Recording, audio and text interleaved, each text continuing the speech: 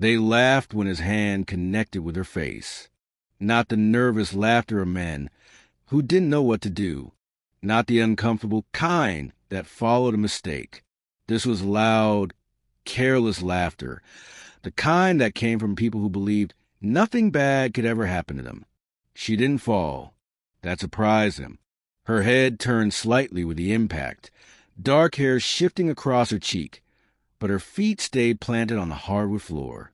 For a brief second, the room went quiet, not because anyone felt guilty, but because they expected something, tears, shouting, begging, something that would make the moment feel complete.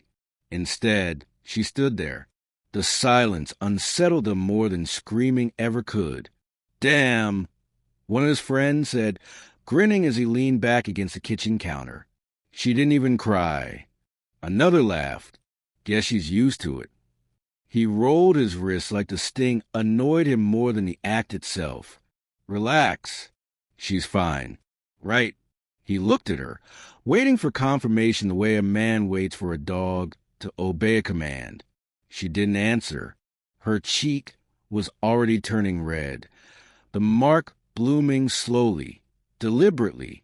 She raised her hand, not to cover her face, but to brush her hair behind her ear, a small controlled motion that didn't match the violence of what had just happened. They noticed that too. "Look at her," someone muttered. "She's weird calm." He scoffed. "That's because she knows better than to make a scene." That made them laugh again.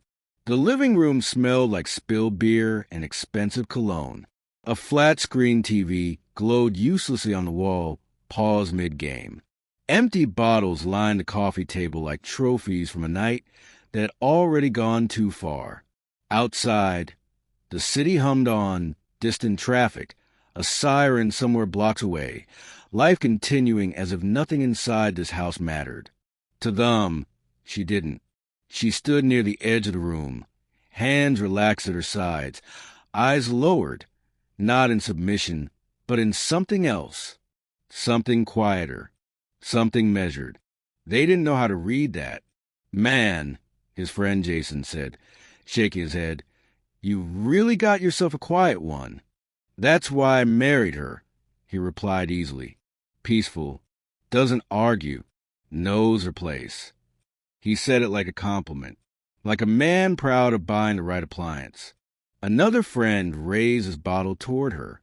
"Hey, sweetheart, no hard feelings, yeah? You just gotta learn when to keep your mouth shut."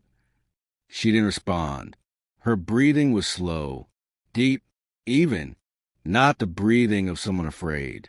The kind someone learned on purpose. He stepped closer, invading her space, emboldened by the silence. "You hear me?" he asked. "I said you embarrass me. You don't talk back in front of my friends." Still nothing. The pause stretched. His smile thinned. "Say something." For half a second, something flickered behind her eyes. Not anger, not fear, recognition. But then it was gone. "I'll clean up," she said quietly, and turned toward the kitchen. That broke the tension. Laughter returned, louder than before, as if the room exhaled all at once. "Told you," he said, smug. She listens. She moved through the kitchen like she always did. Steady, efficient, invisible. She picked up bottles, wiped the counter where beer had pooled near the edge, careful not to rush. The sting on her cheek pulsed, but she didn't touch it again. From the living room, she could hear them talking. "She's lucky," Jason said. "A lot of women would have lost it." "Yeah," another voice chimed in, "but she's not like that. She's simple." He laughed at that. "Exactly. She doesn't fight back." The words landed heavier than the slap. She paused at the sink, fingers resting on the cool steel edge. For a moment, the present thinned, stretched, and something older pressed forward. Not as memory yet, just sensation. The echo of a different room. The smell of sweat and clean mats. The sound of breathing counted under someone else's calm voice. She pushed it down. "Not now." She finished cleaning, dried her hands, and returned to the living room with a fresh tray of drinks no one had asked for, but everyone expected. They barely looked at her. That hurt more than the slap ever could. Later, when the night finally collapsed under its own weight and his friends stumbled out one by one, the house fell into a thick, uncomfortable quiet. He didn't apologize. He didn't look ashamed. He loosened his collar, dropped onto the couch, and turned the TV back on like the night had gone exactly as planned. She stood near the doorway, watching him with an expression he couldn't read and didn't bother trying to. "You're still mad?" he asked without looking at her. "No," she said. He snorted. "Good. Don't make this a thing." He disappeared upstairs, footsteps heavy, confident she'd follow like always. She didn't. She remained standing in the living room, lights dim, the house finally empty of witnesses. The silence now was different, thicker, sharper. She walked slowly to the window and looked out at the city. Streetlights glowed in neat lines. Somewhere nearby, someone laughed. Somewhere else, someone cried. None of it reached her. Her reflection stared back from the glass. Calm, controlled, not broken. A faint memory surfaced then, not full, not detailed. Just a feel of standing perfectly still while pain passed through her instead of stopping her. The knowledge that strength wasn't loud, that control didn't rush. She closed her eyes and let the moment pass. Upstairs, he slept easily. He had no idea what he'd just woken. The next morning, the house looked the same. Sunlight poured through the kitchen windows. Coffee brewed. The city went on pretending this was just another day. She moved quietly, as always, preparing breakfast the way he liked it. Eggs just set, toast not too dark, coffee strong. When he came downstairs, he barely acknowledged her. He scrolled through his phone, already distracted, already elsewhere. "You still got that look," he muttered. "Don't start." She set the plate down in front of him and met his eyes. "I won't," she said. The way she said it made him pause. It wasn't submissive. It wasn't defensive. It was final. Something about that unsettled him, though he couldn't explain why. He shrugged it off, grabbed his keys, and left without a goodbye. The door shut. The house went quiet again. She stood alone in the kitchen, listening to the hum of the refrigerator, the ticking of the wall clock. Her reflection stared back at her from the microwave door. For the first time in years, she didn't rush to clean the plate he left behind. She sat down instead. Her hand drifted unconsciously toward her cheek. The mark was fading already, but she could still feel it, not as pain, as a line crossed. Somewhere deep inside, something long disciplined and carefully buried shifted its weight and opened its eyes. Not yet, it seemed to say, but soon. She breathed in slowly, the way she had been taught long before this house, this man, this life. Outside, the city moved forward.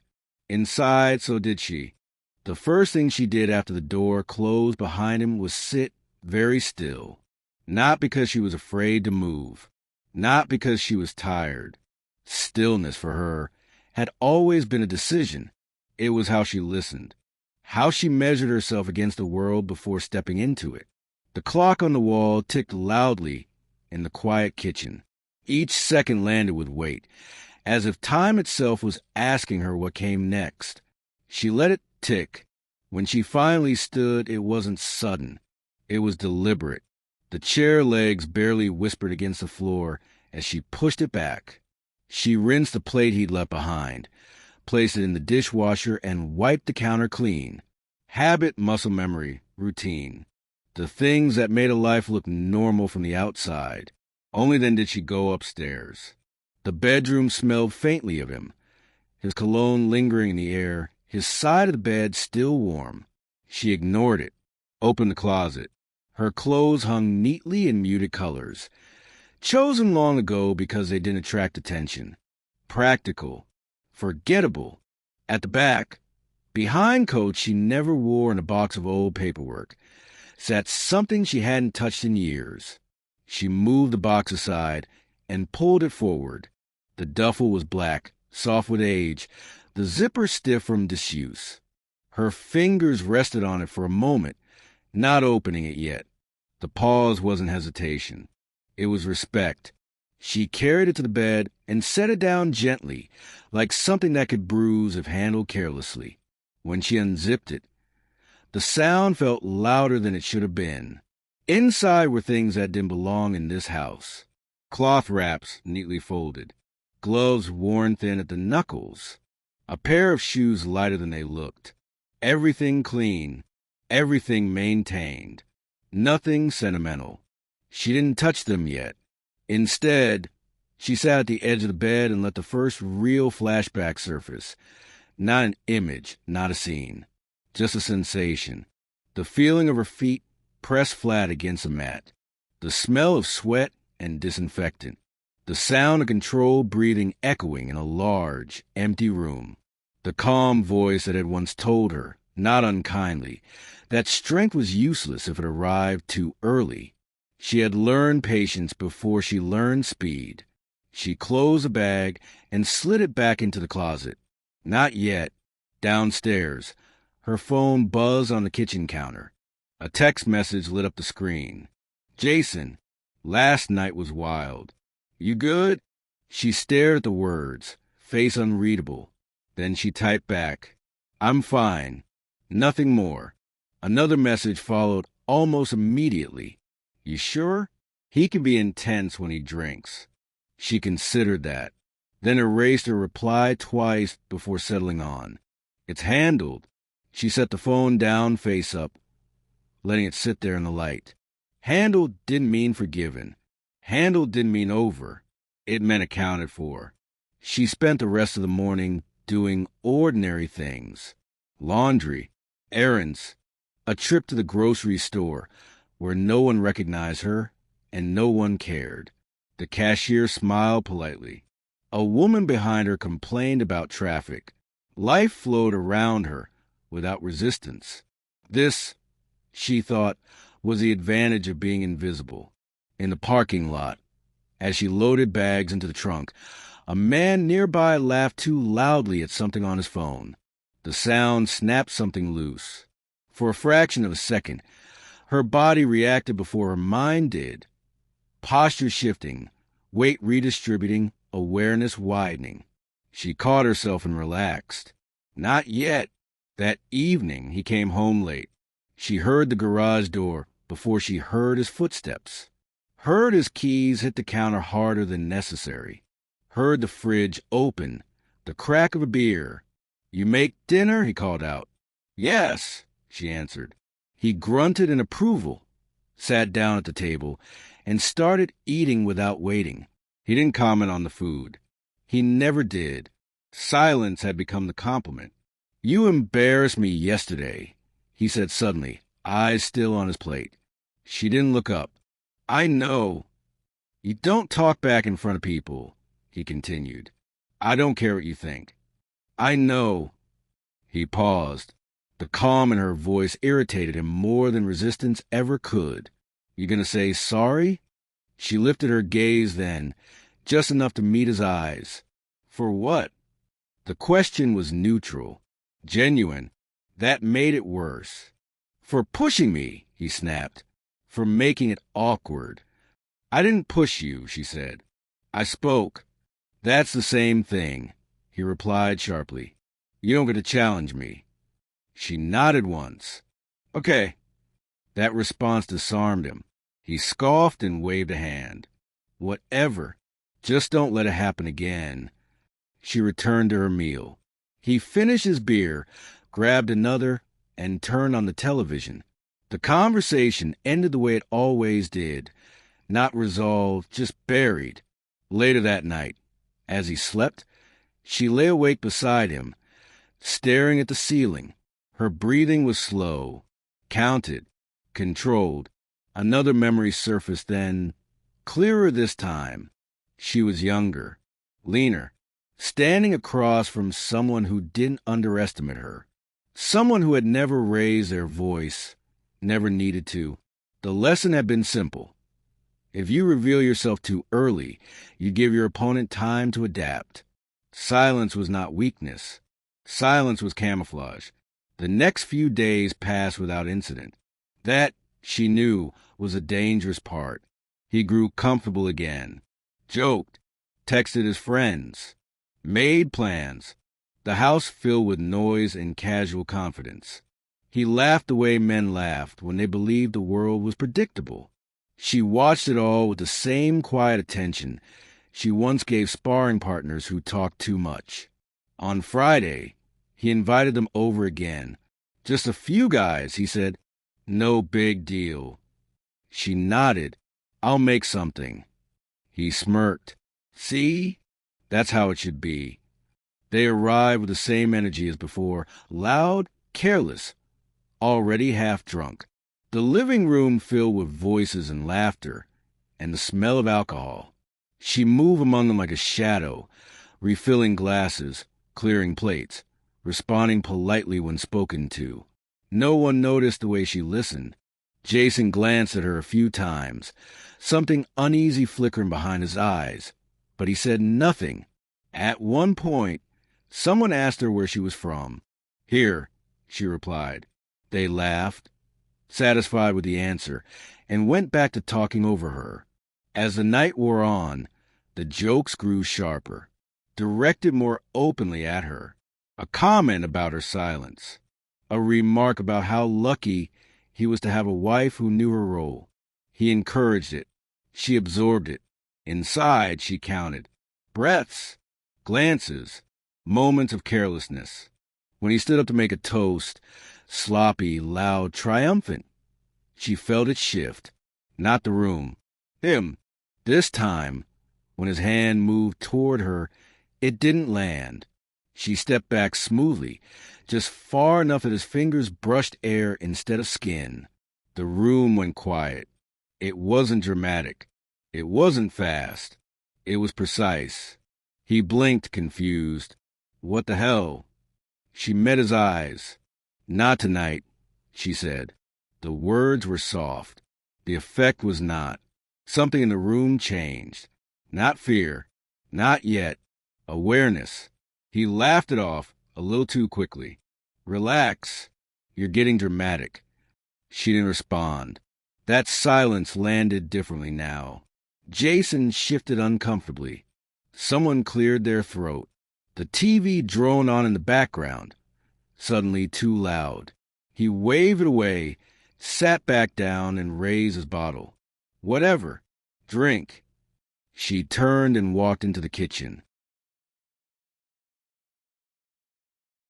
Behind her, conversation slowly restarted, but it never regained its earlier ease. A crack had formed, small, invisible to most, but cracks were where pressure worked best. Upstairs, later that night, she stood alone in the bedroom and pulled the duffel bag from the closet again. This time, she opened it. She wrapped her hands carefully, methodically, checked the seams, tested the weight of the shoes in her palms. Her movements were calm, familiar. A final flashback surfaced then, not a lesson, not a voice, just an understanding she had earned the hard way. Power didn't arrive with noise. It arrived when everyone else stopped paying attention. She closed the bag and slid it under the bed. Not tomorrow, but soon. By Monday, he was certain everything had gone back to normal. That certainty settled over him like armor. He moved through the house with his old confidence. Careless again, loud again. He joked about work, complained about traffic, made plans without consulting her. The brief tension from Friday night faded into a story he'd already rewritten in his head. She had almost slipped, he decided. That was all. She watched this with the same stillness she now carried everywhere. Each morning, she woke before him, made coffee, packed his lunch, straightened the house. The routine reassured him. He liked the predictability. It reminded him who controlled the rhythm of things. What he didn't see were the small changes layered beneath the routine. Her phone no longer stayed on the kitchen counter. It stayed with her. Her errands took longer. Her eyes lingered just a second too long on certain conversations. She listened more than she spoke. On Tuesday, she went downtown for the first time in years. The building didn't announce itself. No sign outside. No bold lettering.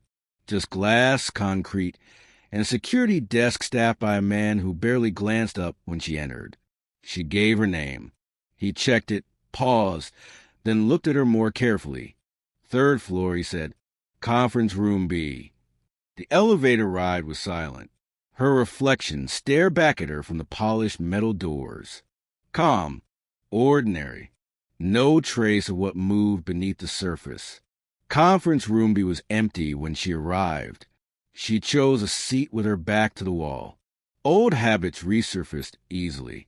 When the door opened, the woman who entered didn't smile right away. She closed the door behind her first. Then she nodded once professionally. "You didn't explain much in your message," the woman said, taking a seat across from her. "Just that you wanted information." "I want options," she replied. The woman studied her for a moment, then opened a folder. Inside were documents, neatly arranged, contracts, procedures, timelines. "Everything we discuss stays confidential," the woman said. "But I need to be clear. What you're describing isn't unusual." She nodded. "I know." "What's unusual," the woman continued, "is how long you waited." That earned the slightest pause. "Waiting was necessary," she said. The woman didn't argue.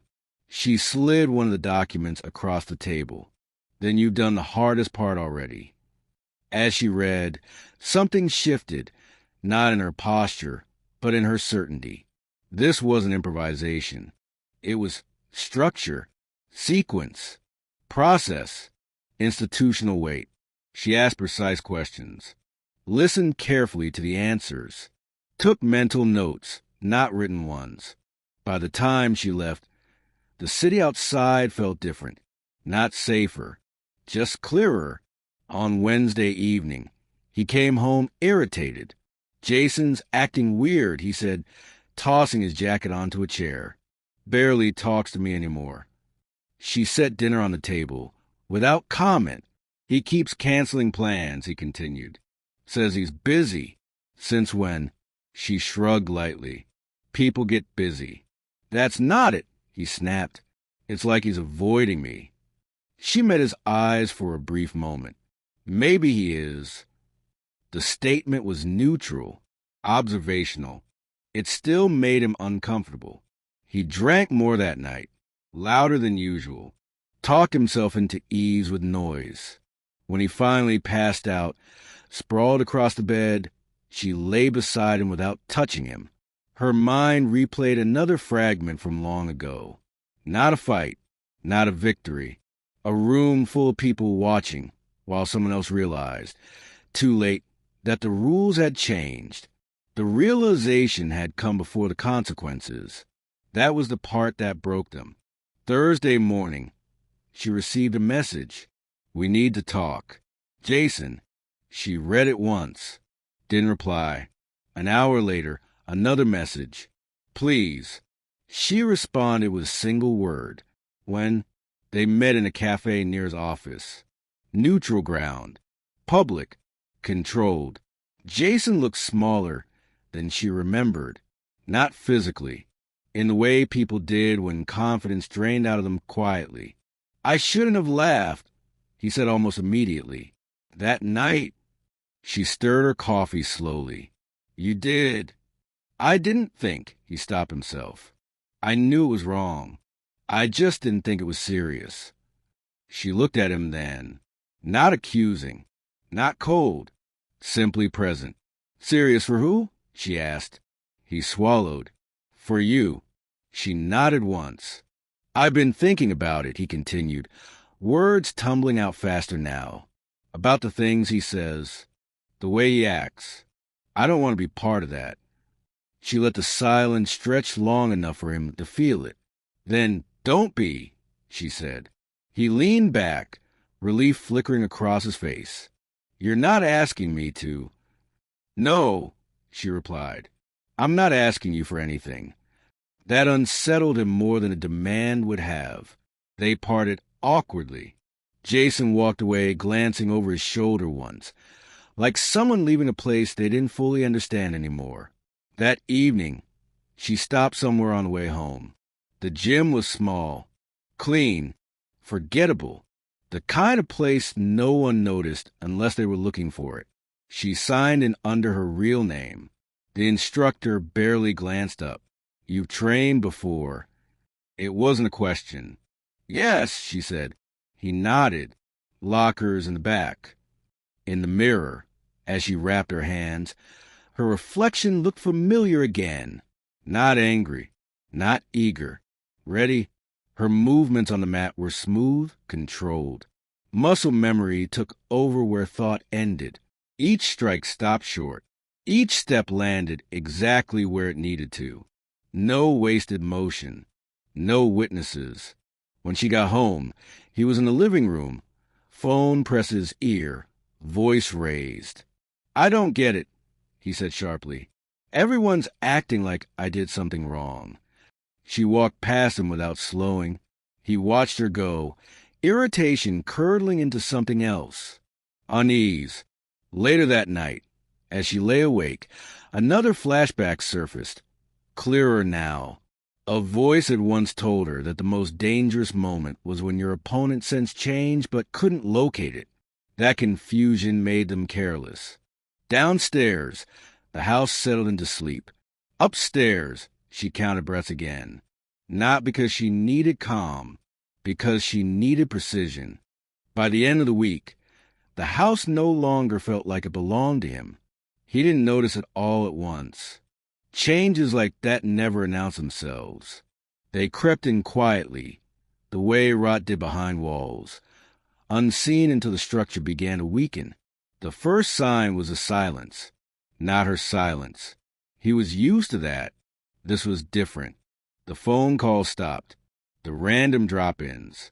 The easy laughter that used to spill through the living room on weekends.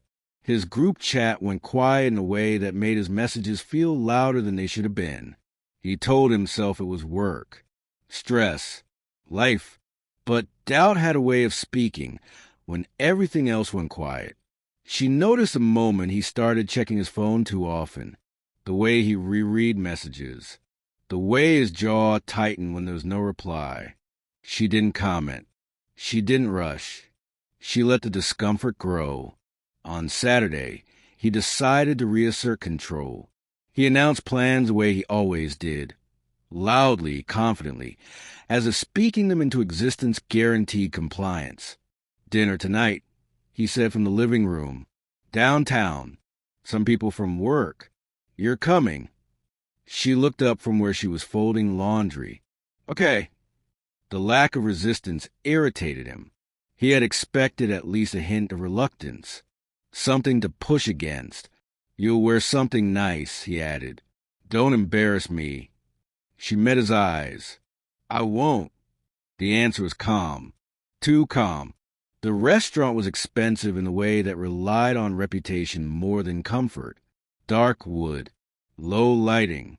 A place designed to make people feel important simply for sitting inside it. They were already there when they arrived. Co-workers, acquaintances, people who laughed easily and asked questions they didn't really want answers to. He slipped into his role effortlessly. The charming one. The storyteller. The man with opinions people nodded along to. She sat beside him, quiet, attentive, perfectly composed. To anyone watching, it looked like balance. To those paying closer attention, something felt off. She didn't shrink when he interrupted her. She didn't flinch when he joked at her expense. She didn't smile to smooth things over. She let the moments land exactly where they fell. At one point, a woman across the table glanced at her, curiosity flickering behind her eyes. You don't say much. the woman said gently. You must hear a lot. She smiled faintly. Enough. The woman hesitated, then smiled back, uncertain. He laughed a little too loudly. She's the observant type. Yes, she said. I am. The conversation moved on, but the shift remained. Small, persistent. Later, when drinks loosened tongues, he grew careless.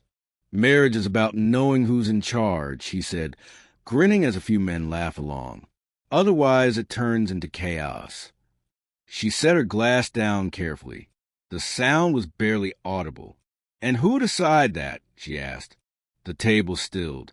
He turned toward her, surprise flashing across his face before he smoothed it away. I think it's obvious. She nodded. That's what you think. The words weren't sharp. They weren't loud. They were precise. A man across the table cleared his throat. Someone else took a drink. Conversation resumed, but the ease was gone. On the drive home, he didn't speak at first. You've been acting strange, he said finally. You trying to prove something? She watched the city lights blur past the window. No. Then what was that back there? She turned to him slowly. I was answering a question. That's not how it sounded. That's how it was. He scoffed, gripping the steering wheel tighter. You're getting bold. She said nothing. That night, after he fell asleep, she sat at the small desk in the spare room and opened her laptop. The screen illuminated her face softly. Calm, focused.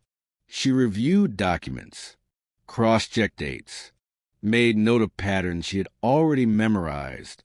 Everything connected now. The structure was solid. No surprises left. A flashback surfaced, not of training, not of discipline, but of something else entirely. A moment when she had once ignored her instincts, trusted someone who spoke loudly about control and quietly about respect. She closed the laptop. That mistake would not repeat itself. Sunday morning his phone rang. He answered it cheerfully at first. Then his expression shifted. Wait, what do you mean postponed? He said. That's not possible. She poured coffee in the kitchen, listening. No, I didn't miss anything, he snapped. Someone must have said something. Silence on the other end. His face tightened. I don't need a review. I need a decision. He hung up, pacing the room. This is ridiculous, he muttered. They don't do this without a reason. She handed him his coffee. Maybe they do. He glared at her. Don't start. I'm not, she replied. The calm in her voice unnerved him now. It didn't sound passive anymore. It sounded settled. Later that afternoon, Jason's name appeared on his phone again. He didn't answer. She watched him from across the room, noting the tension in his shoulders, the way his confidence leaked out in small, almost invisible ways. That night, when he finally confronted her, his voice was sharper than usual. People are talking, he said. About us. About me. She met his gaze evenly. Are they wrong? The question hung between them, heavy and unanswered. He laughed bitterly. You think you're better than me now? No, she said. I think you're exactly who you've always been. That hurt more than anger ever could. He stared at her, searching for something. Fear, doubt, regret. He found none. Upstairs, as she lay awake later, another truth settled into place. The punishment had already begun. He just didn't know where it would end. He woke up Monday convinced the problem was everyone else. That belief carried him through the morning like a shield. It explained the silence, the postponed calls, the subtle distance that had crept into his life. People were fickle. Offices were political. Friends were unreliable. None of it, he told himself, had anything to do with him. That belief lasted until lunchtime. He was halfway through a call when his phone vibrated on the desk. He ignored it at first. Then it vibrated again. And again. The caller ID showed a number he recognized immediately, one he hadn't expected to see without notice. "Hold on," he said sharply, covering the receiver. He answered the second line. "Yeah." There was a pause. Too long. "We need to talk," the voice said. Professional. Careful. "About what?" he asked, already irritated. "Not over the phone." The call ended before he could respond. He stared at the screen, jaw tightening. Around him, the office hummed as usual. Keyboards clicking, phones ringing, people laughing at things that didn't matter. For the first time in a long while, he felt disconnected from it, like the room had moved half a step away from him, without warning. He went back to his original call, but his attention drifted. Words slipped past him unheard. When he finally hung up, his hands were shaking just enough to notice. At home, she moved through the day with the same quiet efficiency she always had. Laundry folded, floors swept, dinner planned. Nothing in her behavior signaled change. That was the part that unsettled him most when he thought about it later. When he arrived home that evening, she was already seated at the table, laptop closed in front of her.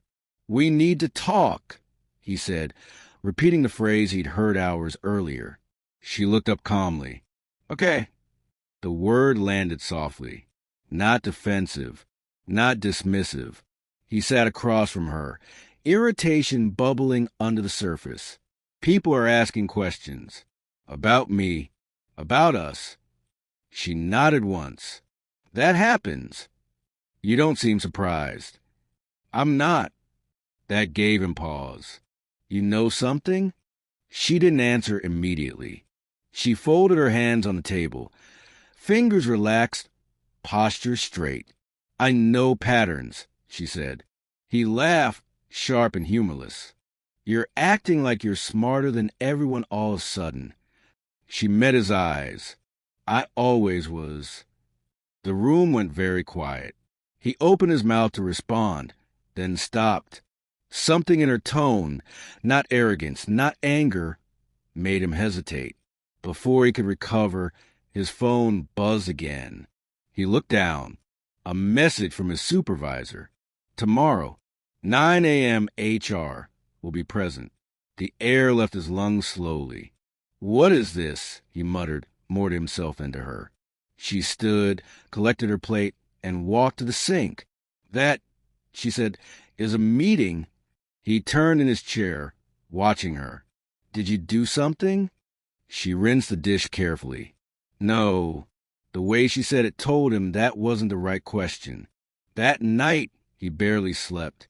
Every time he closed his eyes, his mind filled the silence with imagined conversations, imagined accusations. He rehearsed offenses, rationalized behaviors, blamed misunderstandings. The world he had built, solid, predictable, felt suddenly fragile. Beside him, she slept easily. Her breathing was slow, even, practiced. A memory surfaced then, uninvited.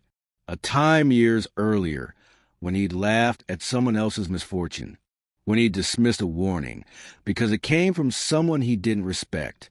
The memory unsettled him. Morning came too quickly.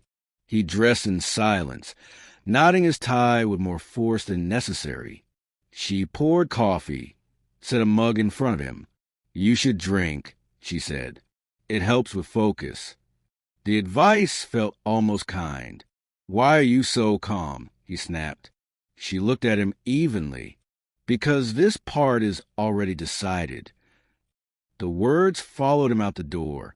At the office, the conference room felt smaller than usual. Too clean, too bright. 3 people sat across from him, faces neutral, hands folded. The conversation was controlled, clinical. They spoke about concerns, about patterns, about complaints that had accumulated quietly over time. He protested, deflected, justified. They listened without reacting. That frightened him. By the time he left the room, his confidence was gone.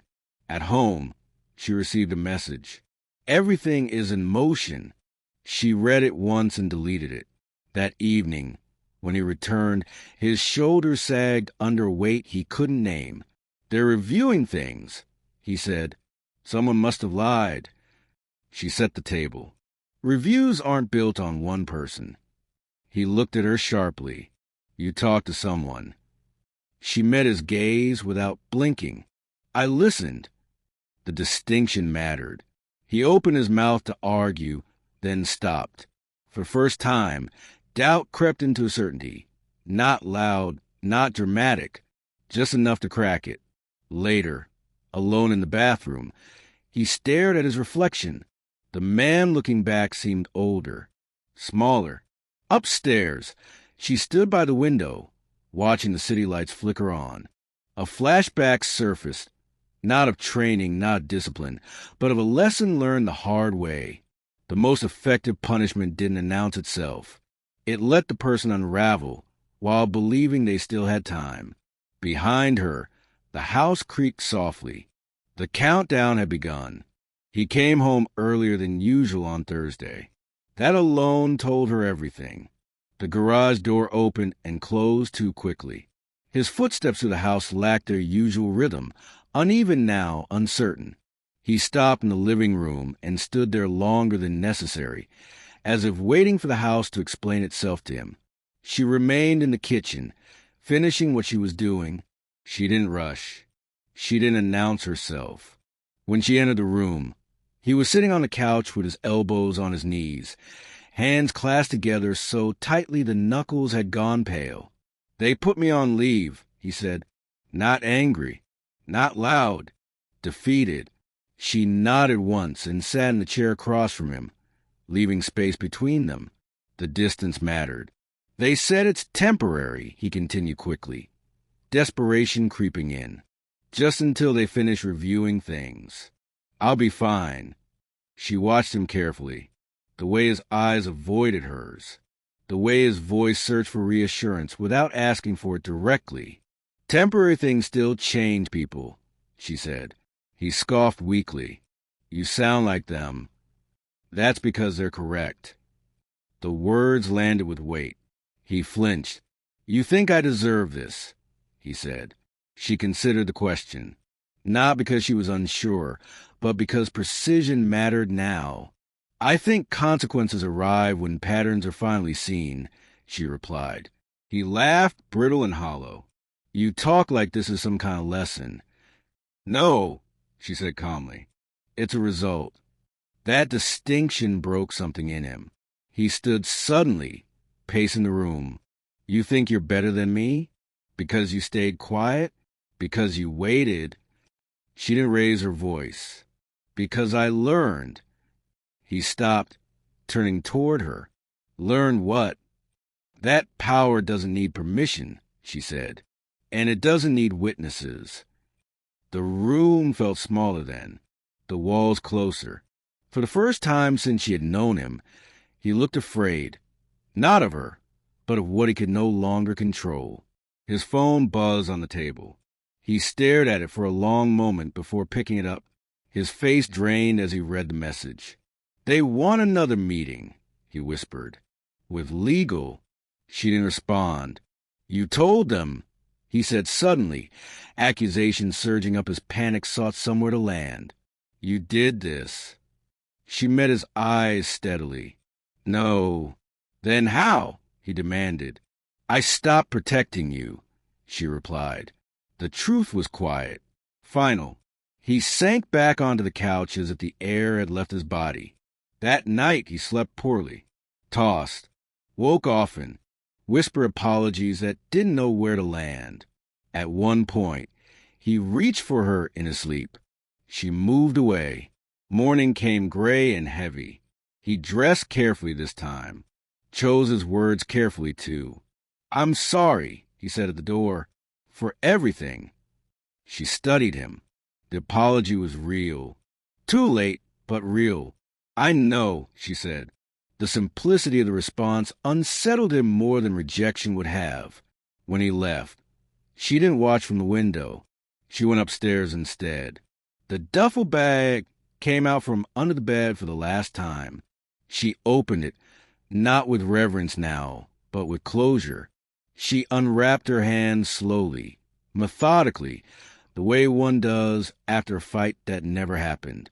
The bag held a life she no longer needed to return to. She packed it away again, zipped it closed, and placed it back where it belonged. Not buried. Finished. That afternoon the call came. His voice cracked when he spoke. "They're letting me go." She listened without interrupting. "They said the evidence was extensive," he continued. "Patterns, behavior, witnesses. Witnesses. The word carried its own punishment. I don't know what to do," he said. She closed her eyes briefly, then opened them. "You'll figure it out." He swallowed. "Are you leaving?" The question finally arrived, the one he should have asked much earlier. "Yes," she said, not angry, not triumphant. "Certain." She packed lightly. Clothes, documents, nothing sentimental, nothing that belonged to him. He watched from the doorway, silent now, smaller than he had ever been. When she passed him, he stepped aside instinctively. That mattered. At the door, she paused, not for him, but for herself.